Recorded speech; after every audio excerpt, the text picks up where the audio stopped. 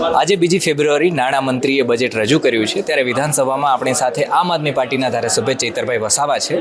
એમની પાસેથી જાણીએ કે બજેટ વિશે એમનું શું કહેવું છે. અલગ અલગ નેતાઓ છે, એમની અલગ અલગ પ્રતિક્રિયા આવી રહી છે. એ પ્રમાણે ચૈતરભાઈ, તમારું આ બજેટ મામલે શું માનવું છે?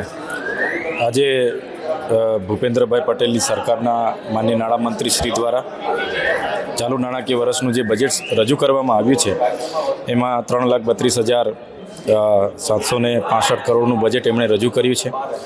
આ બજેટમાં આવનારી લોકસભામાં લોકોને કઈ રીતના પ્રલોભન આપી શકાય એ રીતના એમણે 3 યોજના નવી લાવ્યા છે. એમાં નમો લક્ષ્મી યોજના લઈને આવ્યા છે, નમો શ્રી યોજના લઈને આવ્યા છે, નમો સરસ્વતી યોજના લઈને આવ્યા છે. તો ક્યાંક ને ક્યાંક આવનારી લોકસભામાં નરેન્દ્ર મોદીનું નામ વધે એ હિસાબે આ બજેટમાં એમણે નવી 3 યોજનાઓ સામેલ કરી છે. સાથે સાથે એમણે શિક્ષણમાં બજેટ વધાર્યું છે, પરંતુ એ બજેટ માત્ર ને માત્ર શિક્ષણ આરોગ્યમાં વધારીને ત્યાં સ્ટ્રક્ચર બિલ્ડિંગ ઊભા કરવા માટેની એમણે જોગવાઈ કરેલી છે.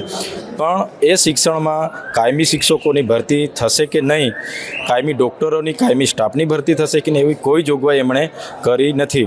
અને આ ગુજરાતમાં આટલો વિશાળ આદિવાસી સમુદાય હોવા છતાં આદિવાસી સમુદાય માટે માત્ર 4,332 કરોડની એમણે જોગવાઈ કરી છે, એટલે ખૂબ અન્યાય કર્યો છે. અને આદિવાસી વિસ્તારોમાં જે ડેમો છે, એ નર્મદા ડેમ હોય, ઉકાઈ હોય, કરજણ હોય, કડાણા હોય, તો આ ડેમોનું પાણી સિંચાઈ માટે આદિવાસી સમાજને મળે એના માટે કોઈ જ જોગવાઈ નથી કરી, પરંતુ એ પાણી દૂર દૂર સુધી લઈ જવા માટે એમણે જોગવાઈ કરી છે. ને કિસાન સૂર્યોદય યોજનાની વાત કરી છે, એ પણ અમારા ગામડાઓમાં દિવસે વીજળી નથી મળતી.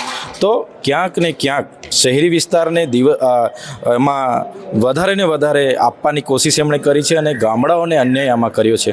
તમે જોઈ શકો છો બજેટમાં શહેરમાં વસે છે એ વ્યક્તિને પ્રધાનમંત્રી આવાસ 3,50,000ની સબસિડી વ્યક્તિગત આપવાની વાત એમણે કરી છે, જ્યારે ગામડામાં વસતો લાભાર્થીને 1,00,000ને માત્ર 20,000. તો આ અન્યાય છે. સિમેન્ટનો ભાવ, સળિયાનો ભાવ, રેતી કપચીનો ભાવ તો આખા ગુજરાતમાં સરખો છે, તો 3,50,000 ગામડાના વ્યક્તિને બી મળવા જોઈએ. એવી જ રીતે એમણે નેશનલ હાઈવે દિલ્હી મુંબઈની વાત કરી છે, સ્ટેચ્યુ ઓફ યુનિટીની સાપુતારાની વાત કરી છે, એમાં એમણે બજેટ ફાળવ્યા છે, ભાડભૂત યોજનામાં બજેટ ફાળવ્યા છે. પણ એ યોજનાઓમાં જેમની જમીનો ગઈ છે એ જમીનોના વળતરની કોઈ જોગવાઈ આમાં કરી નથી. એટલે જેટલા પણ હાઈવે, જીઆઈડીસી, રેલવે, નહેરો માટે જમીનો સંપાદન થઈ છે, એમને વળતરની કોઈ જોગવાઈ નથી. એટલે આ બજેટનો અમે વિરોધ કરીએ છીએ અને આ બજેટ માત્ર ને માત્ર ચૂંટણીલક્ષી છે. લોકોને ખુશ કરવા માટે શહેરોમાં વધુને વધુ બજેટ ફાળવેલ છે અને ગામડાના લોકો સાથે અન્યાય કર્યું છે. અને જે આંકડાઓની માયાજાળ છે, જે દર બજેટમાં થાય છે, એ આંકડાઓની માયાજાળ અહીં મૂકવામાં આવી છે. આની સાથે જ ગુજરાતનું દેવું પણ 3,00,000 કરોડથી વધી ગયેલું છે. તો આ પણ આપણે જોવાનું છે. અને ઘણી વણ વપરાયેલી રકમો ભૂતકાળની પડેલી છે. સાથે સાથે જે રીતના બજેટનું આપણે આયોજન કર્યું છે કે ડાયરેક્ટ વ્યક્તિગત વ્યક્તિના ખાતામાં મળે એવું નહીં, પણ એનજીઓ, એજન્સીઓ, કોન્ટ્રાક્ટરના હવાલે કરીને પછી લાભ આપવાની વાત છે. એટલે ક્યાંક ને ક્યાંક નકલી કચેરીઓ, નકલી અધિકારીઓ અને નકલી એજન્સીઓ થકી મોટા પ્રમાણમાં ભ્રષ્ટાચાર થવાની પણ આશંકા છે. અચ્છા, બજેટ સિવાય બીજી પણ વાત કરીએ ચૈત્રભાઈ, કારણ કે લોકસભાની ચૂંટણી અત્યારે આવી રહી છે. ભરૂચની અંદર તમે કઈ રીતના તમારું જે કેમ્પેઇન છે લોકસભાનું એ કરવાના છો?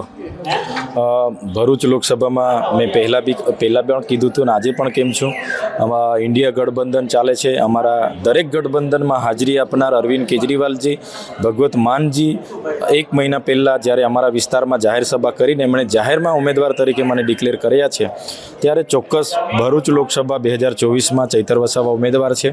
અને ત્યાં કોંગ્રેસના તમામ સાથી મિત્રોને લઈને અને ત્યાં અમારા સામાજિક આગેવાનો તમામને સાથે રહીને ભાજપને કઈ રીતના ત્યાંથી પરાસ્ત કરાય એ અમારા પ્રયત્ન રહેશે. અમે સાથે રહીને રણનીતિ બનાવીશું અને ભાજપને હરાવવાની કોશિશ કરીશું.